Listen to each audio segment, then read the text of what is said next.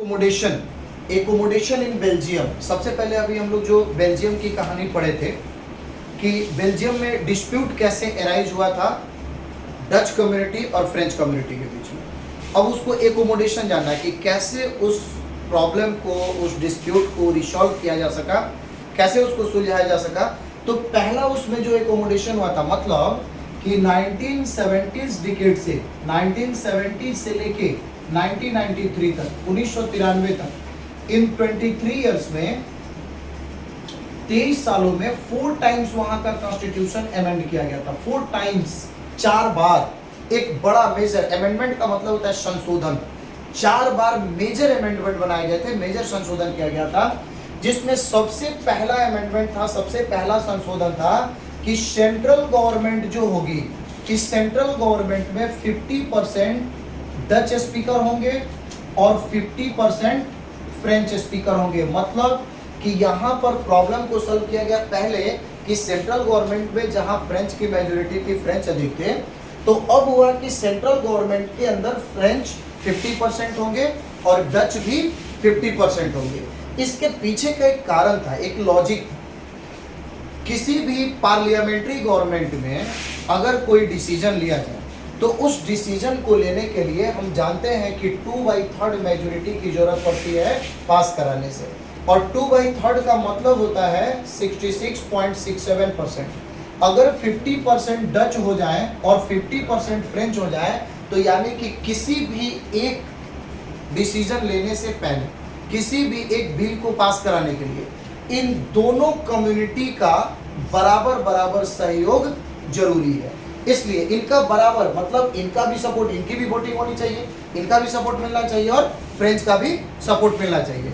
इसीलिए पहला संशोधन किया गया, इसमें पहला जो अमेंडमेंट किया गया वो था कि सेंट्रल गवर्नमेंट में 50% डच होंगे और 50% फ्रेंच होंगे। क्लियर है यहां तक? उसके बाद नेक्स्ट आइए देखते हैं।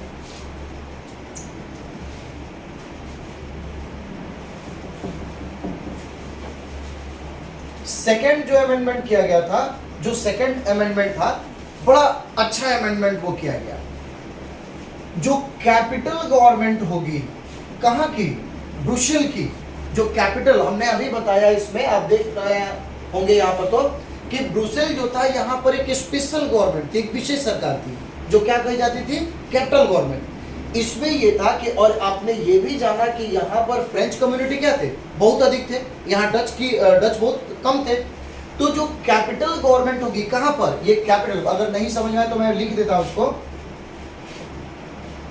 जो कैपिटल गवर्नमेंट होगी, विशेष सरकार थी, कहां की? ब्रुसेल की। ब्रुसेल की इस सरकार में यहां पर 50% यहां भी किसको दिया गया?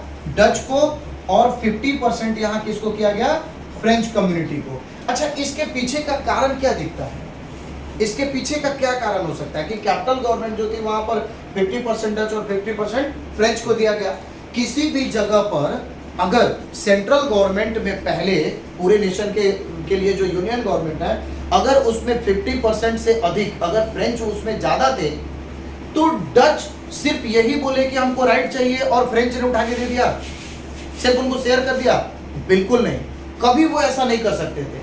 जब तक कि कैपिटल गवर्नमेंट में 50% डच को जगह नहीं मिली, तब तक फ्रेंच को यहाँ पर 50% वो लोग मानने को तैयार नहीं थे। अगर यहाँ आप लोग को थोड़ी भी कंफ्यूजन हुई हो तो एक बार इसका इतनी कंपोजिशन देखिए। देश में सबसे ज्यादा संख्या किसकी थी? डच कम्युनिटी की सबसे ज्यादा थी, और फ्रेंच क्या थे? 40% थे। इसलिए इसको अब ध्यान से समझिए। जब 59% हमारे कौन है? डच कम्युनिटी है, 40% हमारे फ्रेंच कम्युनिटी है। सेंट्रल गवर्नमेंट के अंदर जब 50% पर फ्रेंच मान गए तो इसलिए मान गए चूंकि वो 40% होते हुए भी 50% सीट लिए हुए थे। क्लियर? और यहां पर भी 50% सीट लिए हुए थे। क्लियर है? उसके बाद यहां डच कम्युनिटी को 59% होते हुए भी, पूरे होल कंट्री में 59% होते हुए भी ये क्या हुए? 50% पर मान गए कि ठीक है भैया, हमको 50% ही दे दो, हम मान लेते हैं, लेकिन जो कैपिटल गवर्नमेंट होगी उसमें भी हमको क्या करो? 50% जगह दे दो। तो यहां पर एक जगह पर थोड़ा सेक्रीफाइस किसने किया? डच कम्युनिटी ने। कि पूरे होल कंट्री में 59% है, उसके बावजूद भी वो 50% पर मान जा रहा है। तो ये पावरफुल होते हुए भी, सेंट्रल गवर्नमेंट में मेजोरिटी होते हुए भी, कैपिटल गवर्नमेंट में मेजोरिटी होते हुए भी ये क्या हुआ, 50% पर ये मान गया। मतलब एक जगह नहीं समझ में आया, फिर से बता दूं, पूरे नेशन में 59% डच है और 50% पर ये मान रहे हैं, एक्सेप्ट कर रहे हैं। इसका मतलब कि सेक्रीफाइस कर रहे हैं। ये पावरफुल है, स्ट्रॉन्ग है। कैपिटल गवर्नमेंट में इनकी संख्या सबसे ज्यादा थी, उसमें से इन्होंने अपना सीट शेयर किया तो सेक्रीफाइस किया।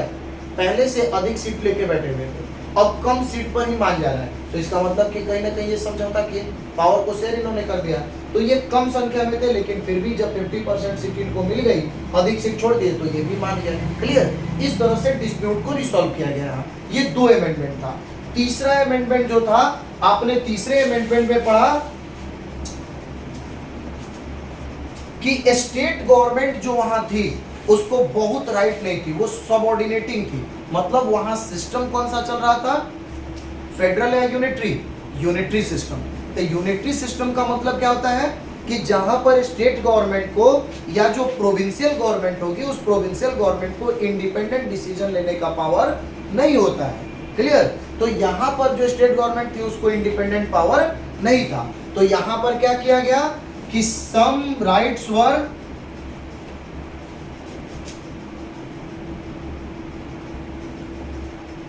taken from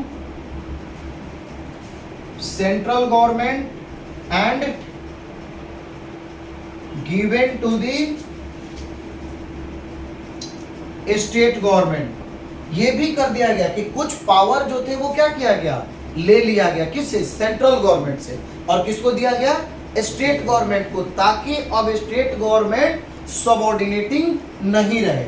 मतलब इसमें हमको क्या दिख रहा है इस केस में, कि वहां जो यूनिटरी सिस्टम था, यूनिटरी था, ये किस में ट्रांसफर हो रहा है, फेडरल में।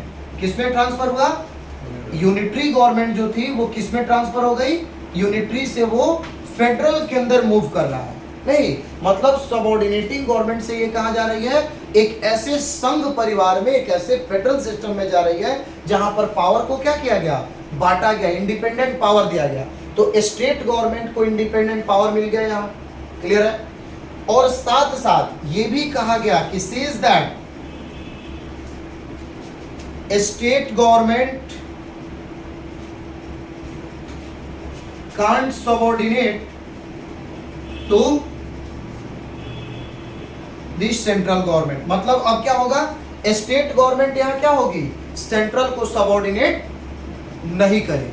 मतलब जो सेंट्रल स्टेट गवर्नमेंट होगी, अब उसको इंडिपेंडेंट पावर होगा, अब वो स्टेट को सबऑर्डिनेट नहीं करेगी। क्लियर है यहां तक? कहीं कोई दिक्कत? चौथा अमेंडमेंट एक और हुआ। एक प्रश्न यहां उठता है, एक सवाल आता है, व्हाट अबाउट 1% जर्मन स्पीकर्स? यहां तो हमें दिख रहा है कि डच को 50% राइट मिला, फ्रेंच को 50% मिला सेंट्रल गवर्नमेंट में। जो ब्रुसेल में एक विशेष सरकार थी, जो वहां एक कैपिटल गवर्नमेंट चल रही थी, उसमें भी 50% डच हो गए और 50% German speaker, sorry 50% French speaker हो गए। तो जर्मन स्पीकर को क्या मिला, जर्मन स्पीकर के लिए क्या था? तो यहां पर एक चौथा अमेंडमेंट किया गया, एक फोर्थ संशोधन जो था, यहां पर कम्युनिटी गवर्नमेंट बनाई गई। क्लियर? एक कम्युनिटी गवर्नमेंट बनी। और कम्युनिटी गवर्नमेंट किसके इक्विवेलेंट थी? हमारे यहाँ के लोकल गवर्नमेंट का नाम सुना है आपने, पंचायती राज सिस्टम। अगला जब चैप्टर पढ़ेंगे फेडरलिज्म, तो फेडरलिज्म में लोकल गवर्नमेंट का स्ट्रक्चर पूरा पढ़ना है। तो यहाँ पर जो कम्युनिटी गवर्नमेंट थी, हमारे यहाँ की लोकल गवर्नमेंट की जैसी थी। इसमें आपका एनसीईआरटी बुक एकदम से लिखता है, no matter which community live where. कोई मतलब इससे नहीं था कि कौन सी कम्युनिटी कहां पर रहती है, कौन सी कम्युनिटी कहां पे जाके रहती है, इससे कोई लेना देना नहीं था। इसमें कोई भी कम्युनिटी जहां पर भी रहती हो, वो अपने लोकेलिटी में क्या बना सकती थी, एक कम्युनिटी गवर्नमेंट बना सकती थी। क्लियर है? एक कम्युनिटी गवर्नमेंट बना के, और 3 राइट इसको दिए गए, विशेष राइट दिया गया था। वो तीनों राइट, पहला क्या था, लैंग्वेज। पहला राइट क्या था, लैंग्वेज। सेकेंड राइट इसका क्या था, एक दूसरा राइट भी इसको दिया गया, किस चीज से रिलेटेड? कल्चर से रिलेटेड। और तीसरा राइट इसमें क्या दिया गया था? एजुकेशन से। एजुकेशन मतलब तीन चीज पर, लैंग्वेज, कल्चर और एजुकेशन से रिलेटेड ये लोग लॉ बना सकते थे, कानून बना सकते थे। मतलब कि 1%, अब इस एक बार मैप को मैं देखूं तो जहां पर ब्रुसेल है यहां तो कैपिटल गवर्नमेंट थी, यहां पर कैपिटल गवर्नमेंट में 50-50 डच फ्रेंच हो गए। जो हमारा वालोनिया या फ्लेमिश रीजन था उस जगह पे जहां पर स्टेट गवर्नमेंट चलेगी, प्रोविंशियल गवर्नमेंट होगी, वहां 50% डच 50% फ्रेंच हो गए। और एक जगह विशेष पार्ट था जहां पर कौन लोग रहते थे? जर्मन स्पीकर रहते थे। अब ये यहाँ पर क्या कर सकते थे? लोकल गवर्नमेंट यानी कम्युनिटी गवर्नमेंट बना सकते थे और वो अपने लैंग्वेज से रिलेटेड जिस भाषा को वो बोलते थे, चाहे वो फ्रेंच हो, चाहे डच हो, चाहे जर्मन हो, तीनों में से कोई, लैंग्वेज से रिलेटेड, अपने कल्चर से रिलेटेड और अपने एजुकेशन से रिलेटेड वो लॉ बना सकते थे, उसको प्रैक्टिस कर सकते थे, उसको फॉलो कर सकते थे। क्लियर यहाँ तक? तो इस तरह से 4 बार जब वहां के संविधान को, कहां के? बेल्जियम के कॉन्स्टिट्यूशन को जब अमेंड किया गया, संशोधित किया गया, तो ये संशोधन करने के बाद वहां की स्थिति सामान्य हो गई, क्योंकि दोनों कम्युनिटी को, जो मेजर कम्युनिटी थे वहां पर डच और फ्रेंच, इन दोनों को बराबर बराबर अधिकार मिल गया। जब पावर यहाँ शेयर हो गया तो ये प्रॉब्लम, डिस्प्यूट खत्म हो गया। 1993 के बाद ऐसा नहीं आता है कि वहां पर कहीं कोई डिस्प्यूट है, वहां कोई विवाद है और लोग वहां आराम से रह रहे हैं। अब नेक्स्ट टॉपिक में हम लोग पढ़ेंगे श्रीलंका की कहानी कि श्रीलंका में क्या हुआ था। चलिए इसके लिए हम लोग फिर मिलते हैं नेक्स्ट वीडियो में।